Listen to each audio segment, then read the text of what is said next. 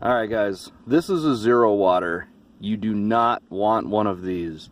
Do not buy one of these. I'll tell you why in a bit. Alright guys, so I got a couple more purlins up today. Not quite as much as I'd hoped. I still have 3 left to go. But I did manage to get the other string of batteries hooked up and cleaned up a little bit of the wiring and whatnot, but nothing too exciting. And we got started digging a hole for where our little bag house is going to go inside the courtyard. So we're going to do an earth bag kind of sleeping quarters. Hopefully that'll regulate the temperature good enough so we don't need to use air conditioners and heaters and stuff like that during the hottest and coldest times. And of course, since it'll be inside of another climate controlled area, that should help it regulate even more. Not climate controlled, but you know, a buffer. It won't have any heat and air, I don't anticipate. It'll just be an open space, and we'll control it with you know, letting more air in through a cooling duct, and we'll keep it warm by letting more sun in to hit the thermal masses. So we'll see. All things in progress, or process, or whatever. Alright, well, I'm gonna bring you inside and talk to you about that water filter that we had problems with. Alright, so this is a ZeroWater pitcher. About the only thing that really works well about it is this little sensor thing they give you with it to test how much dissolved solids there are in your water after running it through the filter. And while the filter seems to remove dissolved solids according to their little meter, we only processed probably 2, maybe 2.5 gallons through this before tasting the water straight, and I'm not sure if it ever actually cleaned the water good or not, but when we tasted the water straight, it tasted awful. And you know, we were making coffee with it and using it in soup and whatever, so it's like, didn't really notice it.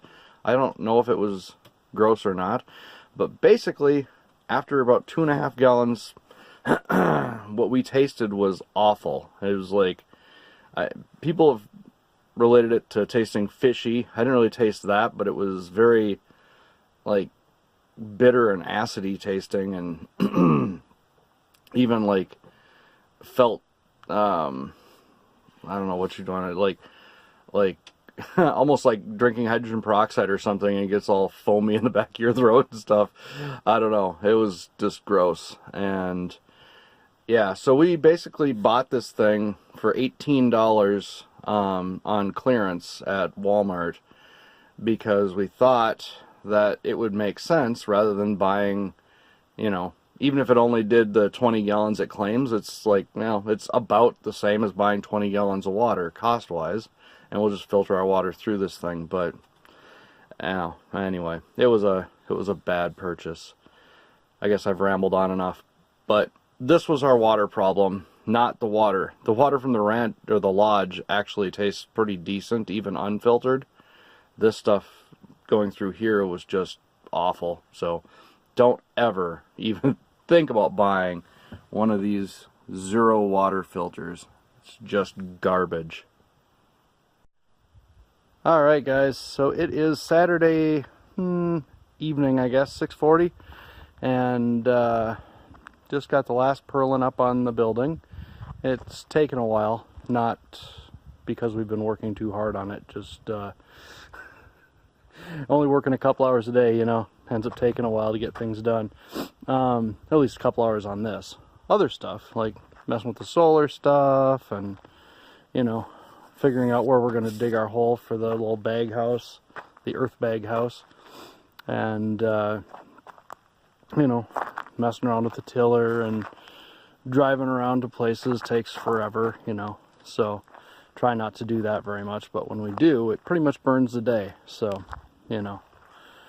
And then, of course, things like water ends up being kind of a production, you know, because transferring 100 gallons of water from that tank into the RV which I need to do tonight because we're down to about 15 gallons or less in the tank. You know, I mean, that's a half-hour task, basically. Half hour, maybe 40 minutes by the time I get done, you know, hooking things up and getting the hoses connected and all that stuff. I mean, it's not a big job, but then it takes 15 minutes for it to pump, you know. So anyway, so, you know, it's an hour gone doing something like that. So it'll be nice when we actually finish the shed here and get some of our water stuff permanently connected, so we don't have to, you know, we just have to go get the water. We don't have to sit and transfer it from container to container. And of course we'll buy a better pump, so then we can transfer, you know, 6 times more water, and it'll be permanently mounted to the shed. So we just pull up with our IBC totes, throw the hose in there and hit a button, and boom, it pumps it all out of there in, you know, 15 minutes or less. But, and of course, the long term is that we'll have our rain collection up on these buildings, and we'll have cisterns full, and we won't have to be going and getting water. But for now, that's not a reality. So our batteries held up overnight good, even with some cooking and whatnot. I ran the inductive cooktop for about an hour, making up a stir-fry thing and potatoes and whatnot, and ran the microwave a few times. And then this morning we ran our coffee pot, and what did we do? Oh yeah, we ran the inductive cooktop to make oatmeal. So it ran for another 20 minutes or so. So at any rate, that's extra batteries did it. So that's a good thing. Can't quite get over the sunsets out here, and the fact that you can see forever.